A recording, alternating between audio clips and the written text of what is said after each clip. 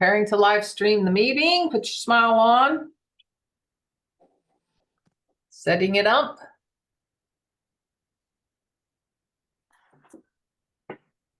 Okay.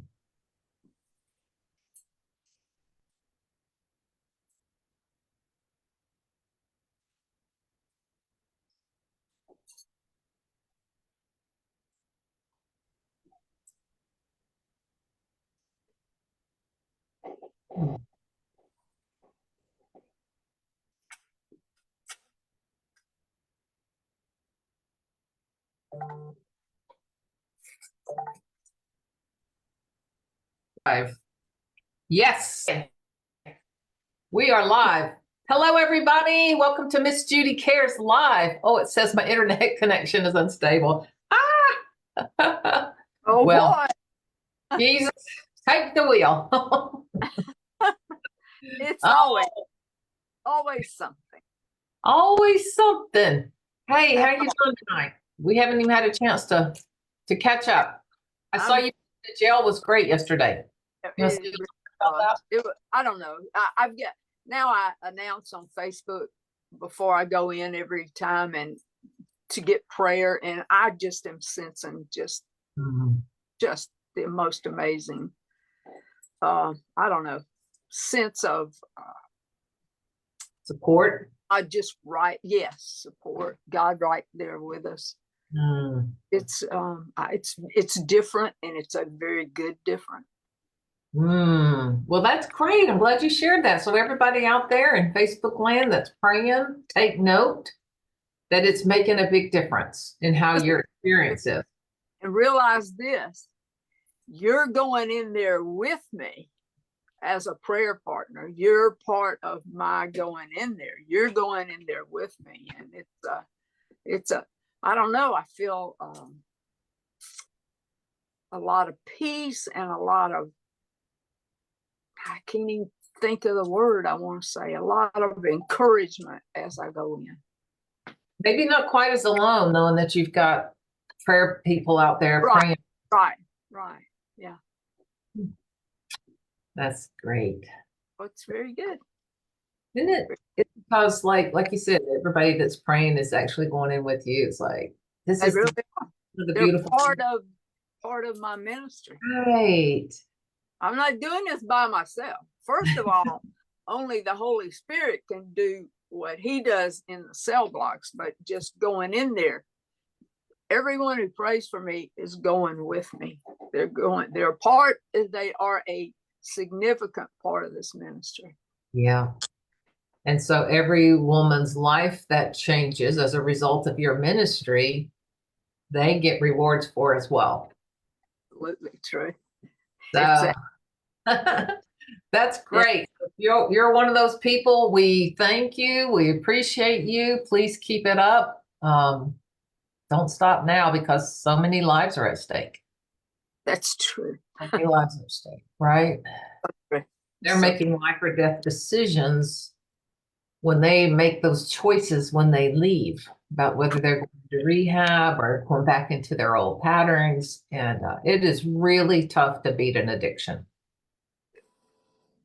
I know there are people that go to non-faith-based rehabs that do have victory, but there's a different kind of victory for someone who's in a faith-based rehab or recovery group, because they are challenged to let Jesus be in their lives. And I got proof on Facebook. God's just changing people's lives like crazy, just like crazy. That's great. Let me see if I can find. Keep on asking, and let me see if I can find. Well, that's what it's all about, if the good news, for it to be good news, it has to be transformative, right? Absolutely. And I get to see it like on steroids, transformation on steroids. I see people come in there, wow, oh, please help me, my heart.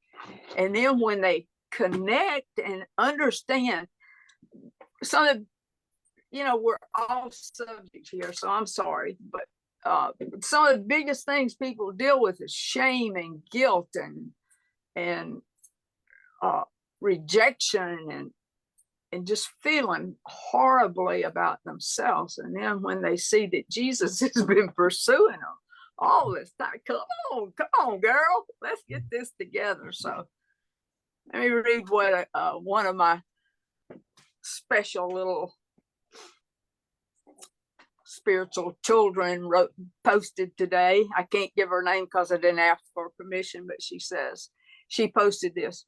You have a big heart for a reason, my darling. You stand out from the rest of them because you can endure far more than what you think you can.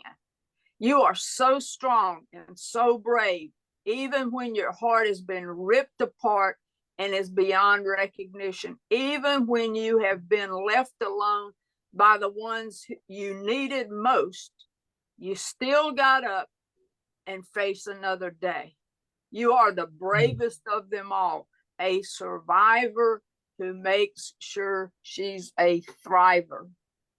This one of the first young women that I met in jail ministry. Wow. A heroin addict. Mm. Her life is turned around. Mm. When I read that, man, my heart goes boom, boom, boom. All right. All right. That is beautiful. I love it. Yeah, that charges you up for a whole nother decade. Oh, yes. Yeah, that's true. Wouldn't even have to wheel me in. Right. I used to tell them, if they had to bring me in on a stretcher, if I can come, I'll keep coming, So this kind of makes me, I know we're going to be talking about books in a minute, but let's talk about this for a minute. Addiction and recovery, it looks different for people because you hear these stories where somebody gets saved and they've never picked a drink up afterwards, or they never took another pill. They never, very unusual. Very unusual. Yeah. I think sometimes, I might be wrong, that people expect Jesus to make that kind of immediate difference in an addicted person's life. And that's probably our fault, Jesus followers' fault, for not explaining to them that he doesn't wave a magic wand and all of a sudden everything's normal again. Right. Yeah. So do you have an explanation of why it's not like that? Why it's not really quick. Right. Addiction is tough. It's glued to your soul. It's chemically, it's chemical dependency. It's very hard to break out of. Extremely hard to break out of. Yeah. So the body is actually craving. The body, and it's like that craving doesn't go away overnight. Right. And it's like, go ahead. They'll tell you that it's a day-by-day fight. It's a day-by-day fight. Yeah. And this really just kind of carries over to all kinds, not just drug addiction, alcohol addiction, but anyway, just to the smaller things in our lives that we're trying to find healing in, trying to find growth in. It's like we want, I've had clients who say, I'm just praying that God will take my desire away. I'm like, no, that just doesn't work. Especially when it comes to like overeating and stuff. I'm like, no, that's not going to work. It's like, we're made to crave food, so that's how we're wired. Our body is actually wired to crave things, and we train it. What to crave. Yes. Yeah, there's a whole lot. I mean, I haven't studied it or whatever, but I always just like, man, these stories where people like, man, they never picked up another drink again. I'm like, why does that work for some people and not for others? I have no idea. I don't understand that, but I can tell you, Sonny's father was a raving alcoholic, and in his probably 18 to 20-ish somewhere, Sonny was a drinker, and he was the kind that would black out. And so he would drink and black out. They would find him in his car on the side of the road and stuff like that. And his mother really wanted everybody to pray for Sonny. I'm sure she didn't want her son to turn out like her husband, but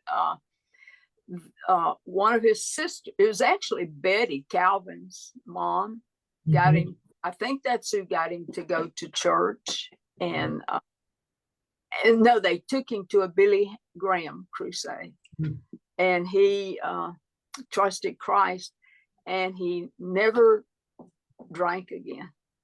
So he's one of the, and if I were to go upstairs and ask him now, I don't think he could tell me how that happened, but it happened with him. Wow. That's crazy. Yeah. Yeah. Wow. Well, it's good work that you do. Proud of you, and everybody that's out there praying for Judy. Keep it up. It's good stuff. And you're sharing in this recovery ministry that she Let's see. You walk in there with me, figuratively. You do. You are a part of that ministry. You're a very strong part of that ministry. Love it. Love it. That's the way it are. That's the way it are. Yeah. So last week we started talking about books that have influenced you and have had significant impact on you in your spiritual formation, in your journey of getting to know Christ and following him. So the first few books that we talked about didn't record. So, where do you want to start tonight? You want to go backwards, or do you have, what else? What do you have? I can quickly show some of those we talked about last week. Yeah. Last week, first of all, I had my jail, the Bible I take to jail. And so I said, the most significant book in my life has been the Bible. And I showed my grandmother Harris, but real quickly, I've got to give my mama, my Granny Boyd, some. Let's talk about that. Okay. There's my Granny Boyd. We saw this all the time. And see, she's sitting and she's got a book in her hand. You see that? Mm-hmm. Yeah. She reads the Bible. Every day we would see her either in her bedroom in a rocker or in that living room. Every day, that's what we saw. And she lived it, and she taught us principles, but not just by the way she lived. So I credit my spiritual excitement, my spiritual experience to my grandmother. And at my mother's funeral, my cousin Gene spoke. He's a pastor, and he spoke, and he said, and my cousin Billy was there. Billy. He said, Billy, I believe Granny prayed all of us grandkids into heaven. I totally believe that. She had such a real, vibrant, just real experience with Jesus. And so I credit her with that part of my development. My grandmother Harris had an influence in my character building and everything. So I had to give Granny a shout out. Show Grandmother Harris again and tell us a little bit about her. Wait, what do you? That's my grandmother Harris. Okay. We called her Mama Harris. Mama Harris. She, of course, was my mom's mom. And she was an inspiration to me because when she was in her 40s, in the middle of the night, she was stricken with rheumatoid arthritis. And that was like in the 40s. So there wasn't a lot of medications they could take and whatever. And so she was rushed to the hospital, and her family doctor stood over her bed in the hospital and said, Miss Harris, I just have to tell you, you'll never walk again. And she she looked up at him. I get this from her. She looked up at him and said, "You watch me." Mm. And mother said she started by crawling from the bedroom to the bathroom. Mm. And when I met her at, a kid, she was walking. Now, many of her joints were frozen, her knees, her hips. So she walked kind of like this, but she still wrote notes to people. She was gritty, man. She was gritty. She was a tough old cookie. Thank you. Yeah. You're a clone. I get that from, I think I look a lot like Mama Harris. Yeah. Well, you definitely have that spirit. Right. Listen, grandmothers are very important. Grandmothers are very important if you're a grandmother. Man, my grandmothers had such influence on me. Be a good influence on your grandchildren, but grandparents are just super important. Man, unbelievable. Right.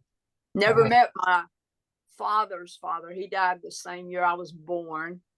But my Papa Harris was my buddy. He was a good man. He supported me on everything I did. He was a great man. That's great. Yeah, I didn't have that privilege of really knowing my grandparents. They were dead on my dad's side. And then my mother's side, I just didn't see them much. So I always wondered what it would be like to have that kind of. Was great. It was. We moved to High Point, North Carolina we moved to New Orleans when I was about 3 or 4. Then moved to High Point, North Carolina, and then my dad had his first heart attack. So they gave him a choice of where to go. And so we came back home to Birmingham because that's where we originated. And he built our house 3 blocks from Granny because Granny and Daddy's sister, Aunt Mimi, lived together because Aunt Mimi's husband had died of pneumonia at 39, and she had 2 boys. So they lived together. So every afternoon, man, I was going to Granny's. Oh, that's so great. Sweet. Yeah, that still just the little girl in me would long for that for sure. You would love my Granny. I probably would. Yeah. So I lived next door to my grands for quite a few years, and that was great. Had a lot of Right. had a lot of influence with them, which was great. And then Sharon and I, we had cousin camp every summer for the grands, her grands, my grands. Yes. And we would teach them Bible stories and do fun things. And that was a great time. And you just have to hope the seed planted is taking fruit somewhere, because I'm not quite seeing the fruit I'd like to see. Yeah. But hoping. And even on Tuesday of this week, I'm supposed to take my 8-year-old grandson on a field trip with his school. So great. Fun. But there have some grandchildren that we're kind of estranged from. And, I have some grandchildren I'm not even sure have ever been to church much or heard many Bible stories. I mean, totally different from my upbringing. But right. I know that, and that's not really a terrible thing, because maybe that'll create greater curiosity. Sometimes the familiarity of stuff just, you're so familiar with it, it doesn't even mean much to you. You've heard the story so many times, it's just redundant. But, to hear it new, I love to have somebody who's fresh and has never heard a Bible story. I recently was talking to somebody, they were asking me about, I think it was maybe about my dog's name, Gideon. They're like, they're thinking about some TV show, which I don't know, but I said, no, it's from the Bible. Have you ever heard of the story of Gideon? No. And so it was tell them. Another one was about the widow's oil and flour. Now I'm talking to a seasoned Christian here who had never heard that story. Oh, wow. And so it's like, it's so much fun because when they've never heard it, it comes alive to you again. Yeah, that's true. Fresh years. It's really fun. That's true. That's true. There's that. Yeah. All right. So anyway, the influence your grandmothers had on you, one was a lot about character and grit, and the other was about Jesus, and you always saw her. interacting with the word. And you've picked up on both of those really well. Yeah. All right. What else? Okay, we're going to books now. Yep. I have to stand up. And Okay, here she goes. Let's see your shirt. Your children are not for sale. no, not your. God's children are not for sale. That's Yes. from the movie Yeah. Sound of Freedom. Talk Yeah. about human trafficking, which I can't finish that movie. I've tried watching it. I just can't. It's too dark for me. it'll kill you. Yeah. All right. Okay. So we talked about the Bible as an influence, and then here, let me turn this up like that. And then I talked about the hiding place in the 38 minutes that we talked that didn't get recorded. I know we talked about Joni's book. Johnny's book. Corey, but we did talk about Corey ten Boom because I can't find my hiding place book. And we talked about Johnny Erickson Tata.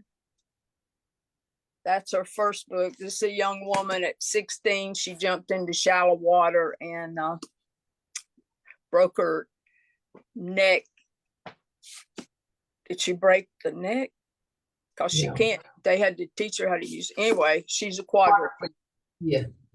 Then later on, she wrote this book, A Step Further, where she explains her journey. And then this one right here, A Place of Healing. Wrestling with the mysteries of suffering. Yes. Oh, pain and God's sovereignty. Oh, that's good. Okay, take a seat and just talk about those three for a minute. we got so many to cover. I can't. Well, honey, we got all the time in the world. We're not going to do it all tonight. We'll just keep going next time. Oh, Johnny. Whoops.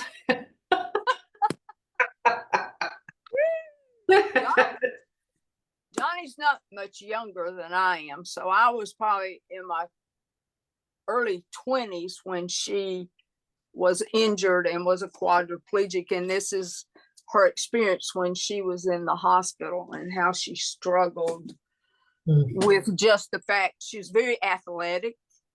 You know, she rode horses. They lived out in the country. She rode horses. She played sports and was a great swimmer. I don't know what happened that day. That's a pier she had jumped off before. I don't know if they hadn't had a lot of rain or what. But she dove into 3 feet of water, broke her neck, and she was drowning in the water. And she and her sister have this little funny joke between them. A crab bit her sister's foot that made her jerk and look, and she saw Johnny in the water and went and pulled her out of the water. She struggled in the hospital as anybody would as a teenager, and she was in there for a long time, had to go to rehab, etc., etc. A step further. Well, hang on a minute, because on the front of that book, show the front of the Johnny book again. No, which one? Yeah, this one? That one. Yeah, because she's got a pin in her mouth. Tell us about that. Yeah, she went to rehab. See, she broke at the neck, I think. And so they literally, physical therapists literally taught her how to move her shoulders so that she could use her hands. Her hands have braces on them. I don't think I have a picture of that, but they have like leather kind of braces on her hands down to here about. And so they did teach her how to paint with putting the brush in her mouth, and they taught her how to paint. And she's got Christmas cards, and she's got great paintings. Really good. Yeah, I mean they're not. It's amazing. Not sissy. They're good paint. Yeah. Now, talk about somebody making lemonade out of lemons. Her story is quite inspiring. She's very honest. She tells you how she struck, how she hoped she would die when she was in the hospital at the beginning. You know, she was on one of those striker boards. If you've ever, I've I had a friend who was in a wreck and was put on one of those things, and they flip them. They're just lying on this board, and They're strapped in. yes, I can't imagine. Oh, So no. she struggled. There was a friend, a boy friend. I don't think a boyfriend, but I'm not sure about that. Steve Estes, I believe is his name, and he would come visit with her and share scripture, and her other friends would come too. But he had a significant influence on her while she was in the hospital. Mm-hmm. So then she got a little older and had a bunch of people gather around her that told her that God wanted to heal her and that he was going to heal her. And so they were going to go to a small church, put hands on her and pray, and she was going to be healed.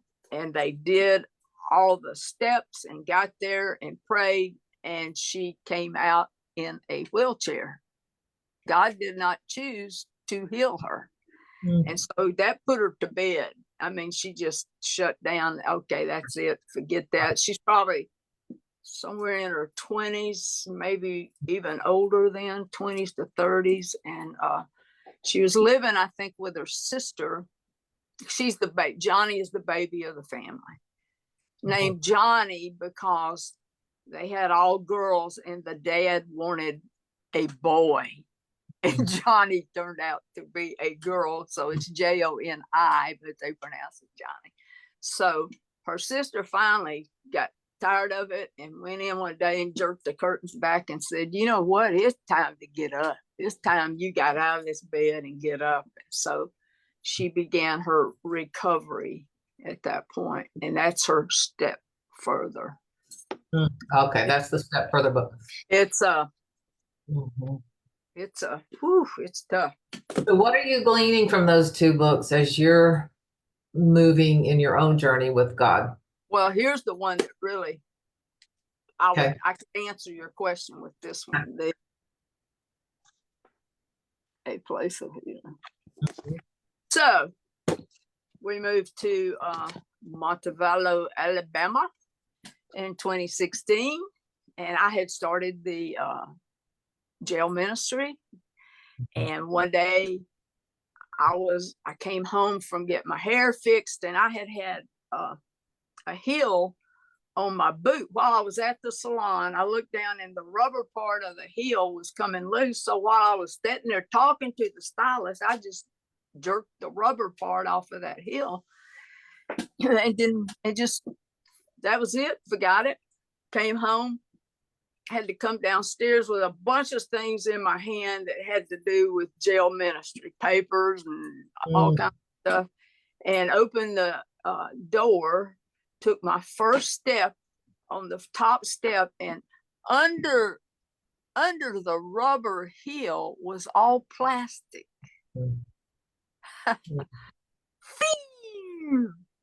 Judy. Because I'm left-handed, there was only one rail on the steps then. Because I'm left-handed, I reached over and grabbed it that way, which turned me backwards. So I started rolling backwards, and then somehow, and then I got to the next to the last step, hit the next to the last step on my front ways, I think. Anyway, I went up in the air and came back flat down on concrete. And broke in the middle of my back.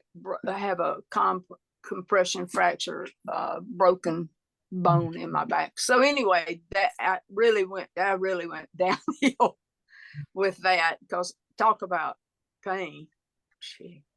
And I don't like to sit.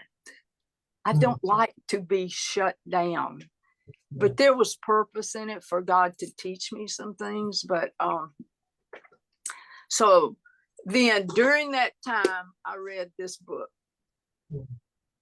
And in Johnny's journey for many, many years, she didn't have any pain because she's a quadriplegic. Right. From the neck down.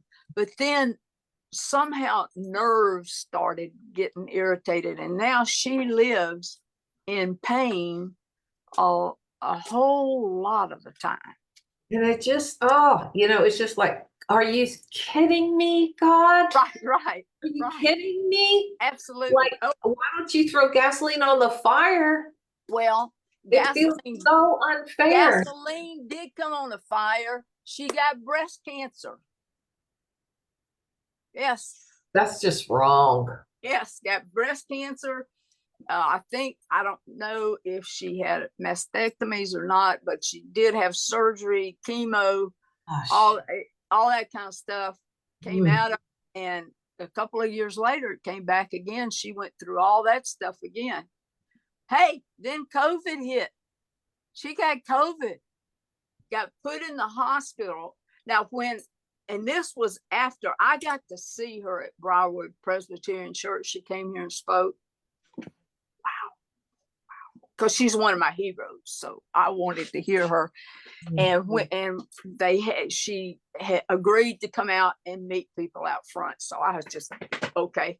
I got in line, and people were kind of pushing around, and the guy said, "Everybody move back. She only has 40% lung capacity." So got COVID and lived through that. Now, Kate, this would make me wonder, because COVID was horrible when everybody was in the hospital and the ventilators, there was scarcity. Of course, had to be put in the hospital, yeah. Of course, but I would imagine that health professionals would look at her and say, let's give it to somebody who's got good. Oh, exactly. That's not a quadriplegic. Yeah, but my friend, as a quadriplegic, I'd be like, okay, this is a great time to take me out, God. She says she's looking forward to heaven. When she spoke that night, she said, "I'm going to be up and walking around, and that wheelchair, I'm going to take it up there and throw it down into heaven. That's what I'm going to do." Yeah, to hell, you mean? Yeah, to hell. Have you seen it? There's a statue. It's in bronze or something. I've seen it where a child is coming out of a wheelchair. That's true. And going up. Yes. Yeah. I love that. It's so beautiful. But to hear her speak, she stated, "I would choose this anytime. This is what I needed to bring me to the closest I have with Jesus, and I would not give up going through this." She stated, I heard it with my own ears. And you met her, right? So people were taking pictures, they'd come up and they'd take. I thought, give this woman a break, good grief. And so I just went up to her and I took her little hands. They're limp, they got those braces on each finger. And I took her little hands and I said, "You have been my hero since you were injured. I've read your books. I've kept up with you, what you're doing. And I just want you to know how important you are in my spiritual growth. And you will always be one of my heroes," or something. The whole time, I didn't make her say a word. And the whole time, she's just looking at me like, somebody's speaking into me, And that's what I did. And I squeezed her little hands and then I left her. That's beautiful. So it's so inspirational. I mean, I love the inspirational stories. I don't want to live them at all. I don't want to be one. Let me just talk about it. But Applause, yes. Yeah, I don't know that God's he's like, I'm not quite sure about that, Kenzie. But he's okay. It's okay. That, I mean, she is definitely a testimony of amazing grace that at a level I have not experienced. Yeah, that's true. That's absolutely true. But to just have continuous an onslaught of issues cropping up. And that's not all too. She's had relational issues and stuff too, you know. But and then to feel like she's let the church down because she didn't get healed, was it because of her faith? You know, that's what that was the big thing she made in that right. book. People said you didn't have the faith. It's because you didn't have, and in that book she would say, no, it's not. I didn't have the faith. This is where God wants me to be. This is where God wants me to be. This is how he wants to use me. And only in this could I grow as close to Christ as I am. There's no other way. And she will admit, had this not happened, you know, I don't know how good, how influential of a Christian I would have been at all. Well, she's been extraordinarily influential. And for those of you who don't really know much about her, this is a great woman to explore. She's on YouTube. She's everywhere. Just podcast. Her podcast. Man, she's podcast. She does love Jesus, and there's a level of knowing him that's beyond our imagination. That's what she says. She knows him so much because she says, I have to be totally dependent on him. Well, see, this story, I'm going to speak for a lot of people right here, scares me to death because I'm like, if that's what it takes to get close to God, I might just be a little content with my comfortable relationship with him that I have right now.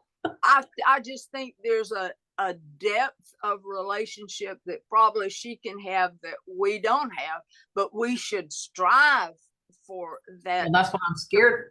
I'm scared to ask for. Don't be a sissy. What's the matter? I am a sissy. I don't like pain. Be a sissy. I don't like pain. I have to say that when I broke my back, I literally could not do anything. If you know me, I want to be popping and moving and jumping, and it was so difficult for me. But see, then I got this book and read other books, and God just ministered to me during that time. Such a it was a closeness. It was. Well, we need people who've gone before us in the past that we walk. We need to hear from them. I mean, even recently I asked God, Lord, I need to hear from somebody who's been walking this path and knows what I'm going through right now. And like somebody sent me a link to a podcast, says you need to listen to this. And I mean, it was like, oh my goodness, he answered that prayer. It was that woman was like saying everything that my heart and soul were feeling. Yeah.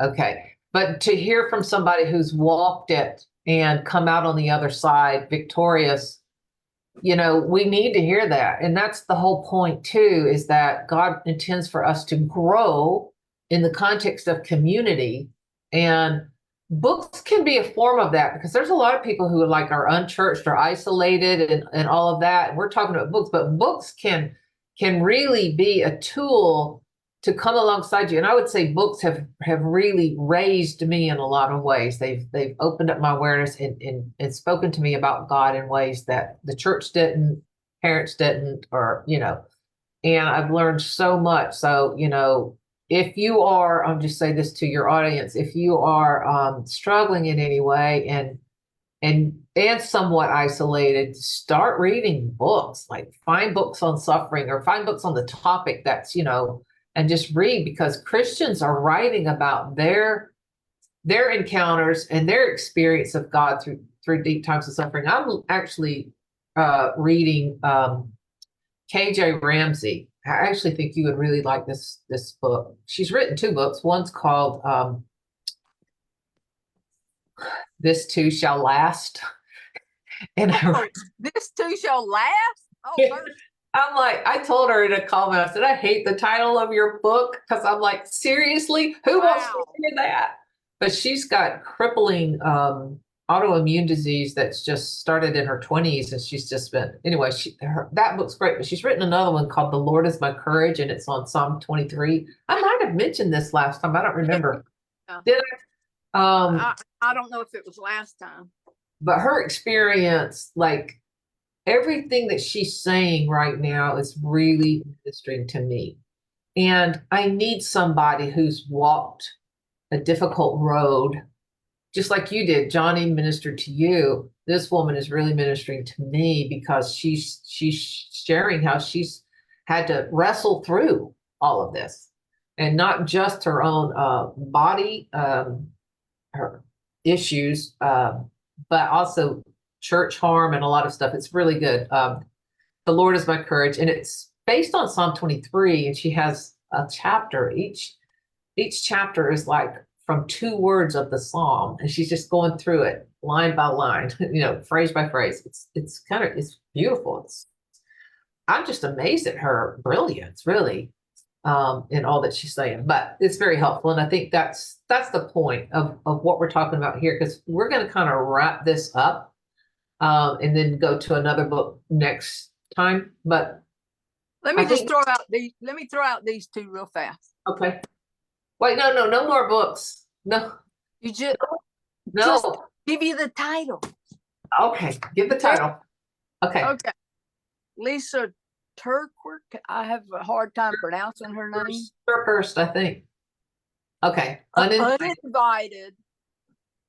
That's where she deals with her husband not being faithful to her, and then dealt with, her life turned upside down. It's not supposed to be this way. And she talks about how her whole life fell apart. So they're going to criticize. She has a women's ministry. I think it's Proverbs 31 ministry. And so she goes through turmoil with, and so people pull away from her. Can we talk about those books next time, or are you trying yeah, but I just wanted to give those. Okay, so there's your preview, everybody. That's what we're gonna look at those next time. Yeah, that's good. So more stories. We're talking about stories tonight, our books, of people who have walked really difficult paths and have stayed faithful to Christ. And they share their journey of how they've done that. And it's not always like, tiptoeing through the tulips. It's like really wrestling with God. Like Johnny, she got upset with God and just gave up after he didn't heal her. And then, all of the ups and downs of faith. Faith looks very messy in dark times. Absolutely. And when we are in difficult times, a lot of Christians think, well, we shouldn't be feeling this way or experiencing this, or we can't be mad at God, and all this kind of stuff. These people will share their journey, and you're like, well, that they're putting words to what you're feeling. They're daring to say what you're afraid to say. Absolutely. And it's very, very helpful. So I hope some of you that might be struggling, that you'll pick up some of these books and Kindle, get them on Kindle, get them on, where you can just listen to them. Yeah. Book. See, I like books because here's what I do to books. Right. I underline. Yeah. Right. I do too, but I've gotten to where reading is actually hard for me now. I have so much information coming in, so I do a lot of Audible books. Right. And I thought, well, I'm not going to remember, but I'm actually surprised at what I remember. Yeah, that's good. Yeah, so it's good. So we're going to wrap that up for tonight. Great. Like, what's one takeaway from Johnny's life ministry towards you that you're taking away? That God is totally in control. He is watching our lives. He has a plan for our lives. Even when we go off rail, he still can deal with that and bring us back. He is a pursuing, loving Savior, brother, who wants us to just come and be alongside him. You know what I forgot? I know a book I forgot. What's that book? Gee, the guy wrote it to his children it's about being in a cabin. Oh, the shack.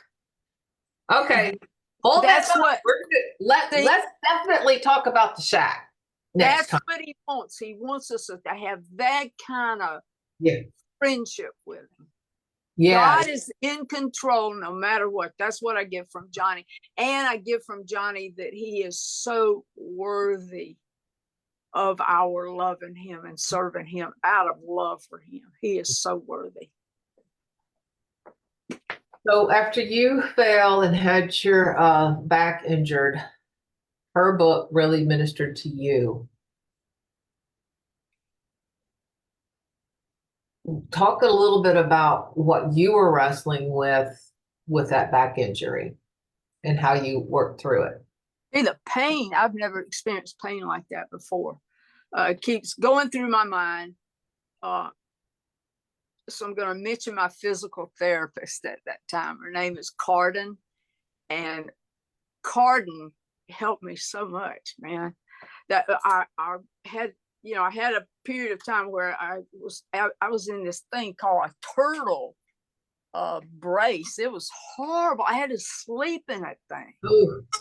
And the pain was just, it's indescribable. The pain was. And so when I finally got to where I could go to physical therapy, I went, and I think this girl's the best physical therapist ever, of course. And she's from Louisiana.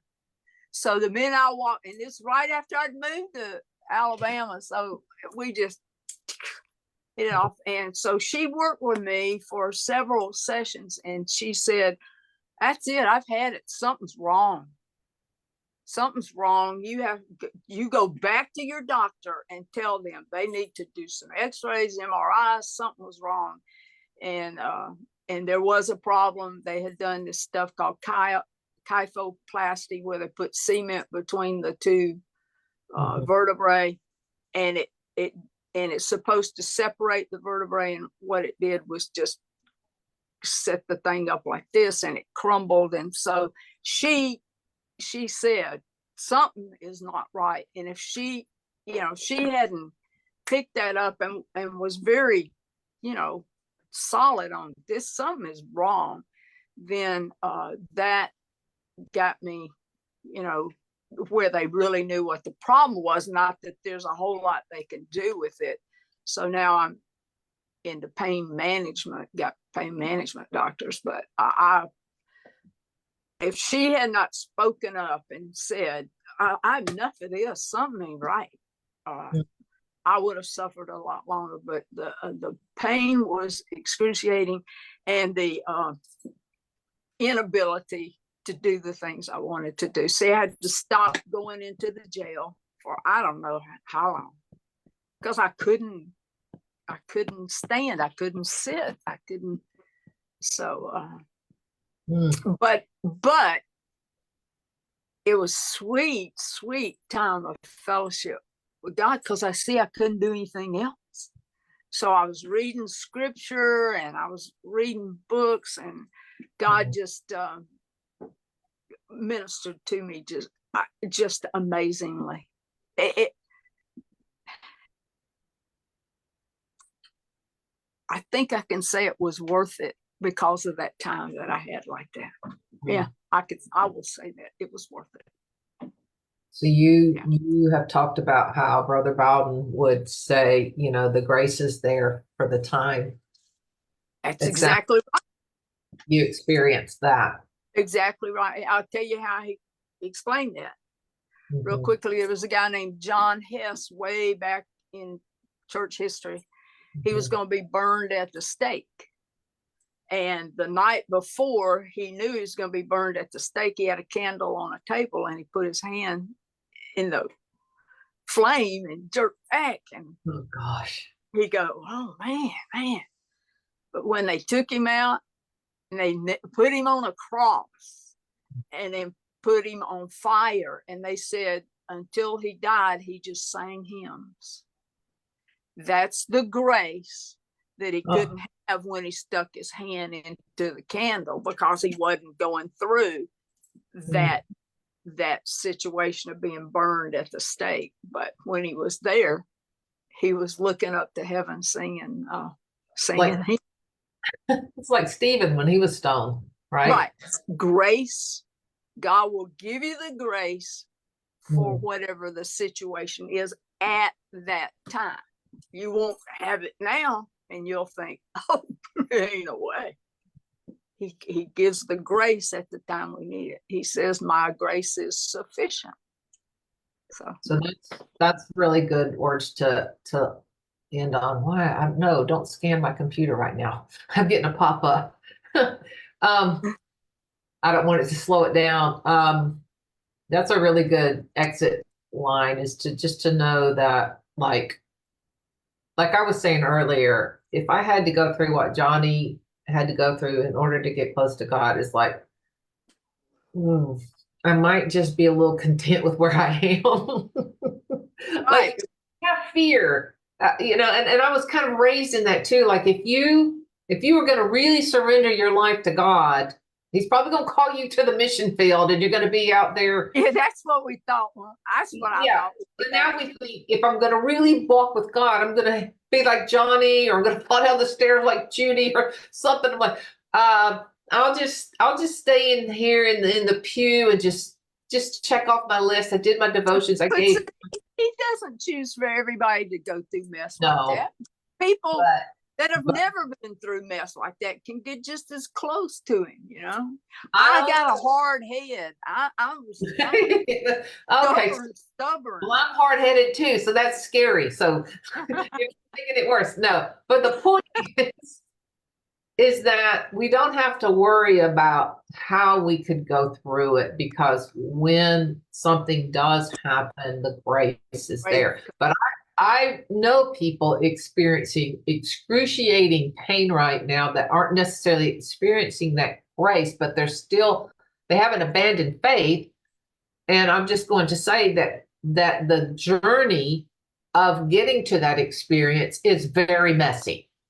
Absolutely. It doesn't come like that. It does not come like that. It's a battle. It's a battle of the mind, of the everything. I think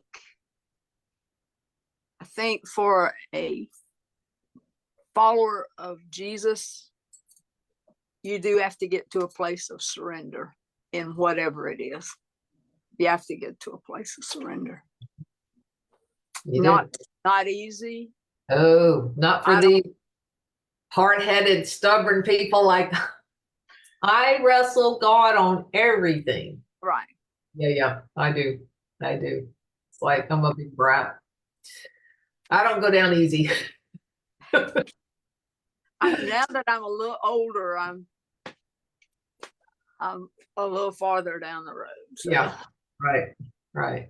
I can cry uncle a little quicker now than I used to, if you understand what that means. I do. That means I surrender. Yes, I do know. All right. Well done. Hope everybody benefits from this, and thank you for watching, and we'll be back. All right, I'm going to stop this.